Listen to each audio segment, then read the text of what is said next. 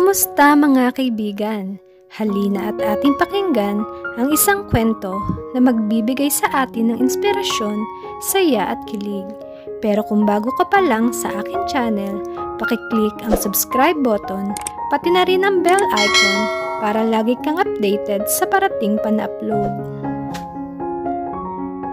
Salamat nga pala, ani Abby. Alas 10 na iyon ng gabi at kararating lang nila ng mansyon. Ginabi na sila dahil pagkagaling sa bahay nila ay nag-aya pa munang manood ng sine ang binata. Nakatayo sila sa tapat ng pinto ng kanyang silid. I really had a great time. This was the most wonderful weekend I've ever had. At dahil iyon sa iyo. Hinaplos nito ang kanyang pisngi. Nakakakiliti ang dampi ng daliri nito sa kanyang balat. Kakaibang kilig ang dulot niyon sa kanyang katawan. Wala yon. Natuwa din naman sa iyo sina. Hindi na niya naituloy ang pangungusap dahil pinatahimik na siya ng mga labi ni Chase. The kiss came as a total shock. Hindi niya nagawang itulak ang lalaki. Parang may nagliliparang paru-paro sa loob ng tiyan niya. Daig pa niya ang tumakbo sa marathon sa mabilis na tibok ng kanyang puso.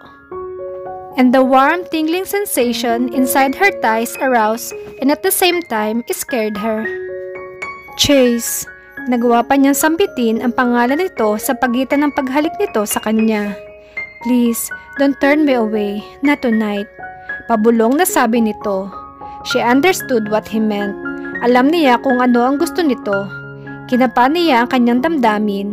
Totoong curious siya sa sex. At hindi na siya bata para hindi malaman ang posibleng consequence ng gagawin nila kung sakali. Pero sapat na ba ang curiosity para ibigay niya ang sarili kay Chase? She wanted love from him, not just the pleasurable experience of mating. Humigpit ang pagkakayakap nito sa kanyang baywang. Napaliyad siya nang maramdaman ang labi nito sa kanyang lieg. Nang pangkuhin siya na binata upang ipasok sa silid nito at ihiga sa kama, she knew her mind lost the battle. She threw caution to the wind at hinayaan tangayin siya nito papunta sa alapaap. The constant buzzing sound penetrated her sleep-dazed mind. Nakapikit pa nga ang mga mata, kinapan niya ang cellphone sa mesita. Napangiwi siya nang maramdaman ang sakit sa ibabang bahagi ng katawan sa munti niyang pagkilos. Shucks, anong oras na ba silang nakatulog ni Chase? She couldn't remember anything except for the ecstatic feeling na paulit-ulit nitong ipinadama sa kanya. He was both gentle and wild, at naroon palagi ang fulfillment sa bawat pag-iisa ng kanilang mga katawan.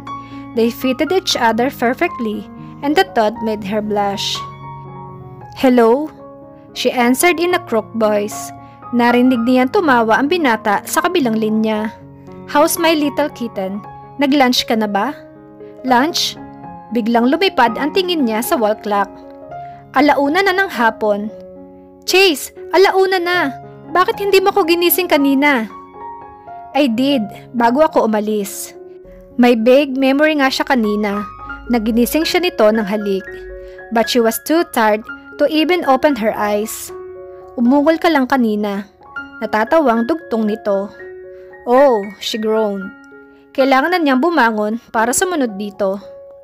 Huwag ka nang sumunod dito. Maaga akong uuwi. Tumaas ang isang kilay niya. Talaga lang ha? Narinig niyang muli itong tumawa. Napangiti na rin siya.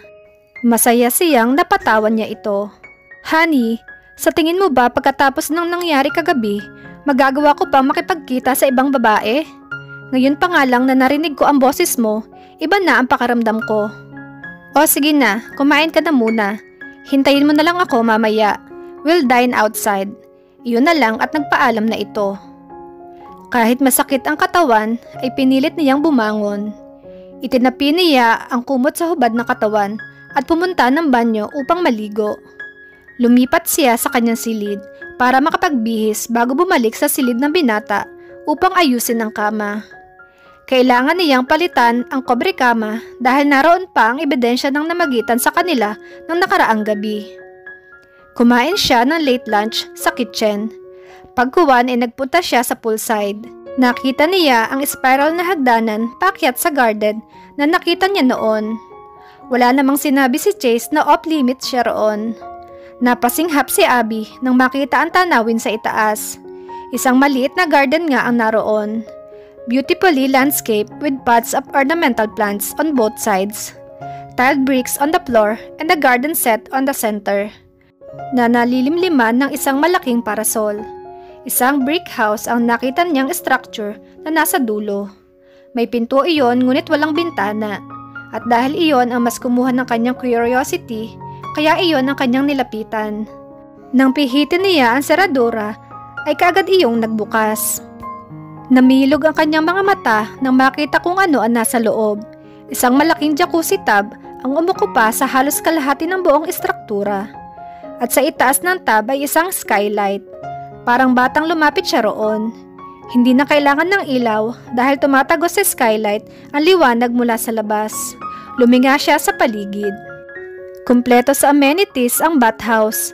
Sa kaliwang dingding ay may isang cabinet na naglalaman ng malilinis na towel at isa pa kung saan naroroon ang gamit pampaligo. Pinindot niya ang switch na nakita niya sa dingding. May narinig siyang umugong sa itaas. Nang tumingala siya ay nakita niyang unti-unting nahahati sa gitna ang skylight. A retracting roof. Parang batang aliw na aliw ang dalaga. Pinihit niya ang knob na nakakabit sa dingding sa itaas ng tub. Umagos ang maligamgam na tubig. When it was half full ay isang boto na naman ang pinindot niya. Nagbubble up ang tubig. Wala siyang inaksayang panahon at naghubad. Kahit nakaligo na siya ay hindi niya napalagpas ang pagkakataong makapagbabad sa isang jacuzzi. As naked as the day she was born. Sumampas siya sa loob ng marbled at warm waters gargling around her aching muscles. Napaungol siya sa ginhawang naramdaman. Isinandal niya ang ulo sa gilid ng tub at pumikit. Nakarating na si Chase sa poolside at nang makitang wala roon ang dalaga ay nagtaka siya. Nasaan na kaya ito? Excited pa naman siyang umuwi at hindi na niya nahintay ang 5:00. Di sinasadyang napatingin siya sa bathhouse. Parang may nagbulong sa kanyang umakyat doon. Nakaawang ang pinto. Yun kaagad ang napansin niya. Pilyo siyang napangiti. Walang ingay siyang pumasok sa loob. Naroon nga si Abby, nakaupo sa tub. Nakatiklop ang mga damit nito sa ibabaw ng sink. Down to her last undies. Nag-init ang dugo niya nang matantong wala itong suot kahit ano. He hurriedly undressed himself. Hindi pa rin siya napapansin ng dalaga na baka nakatulog. Saka lamang siya nagsalita nang nasa harap na siya ng tub. "Can I join you?" His sexy drawl woke up Abby's wandering thoughts. Nanlaki ang mga mata nito nang makita siya. Her eyes flowed down his manhood and she gasped as his members slowly came to life with her mere gaze.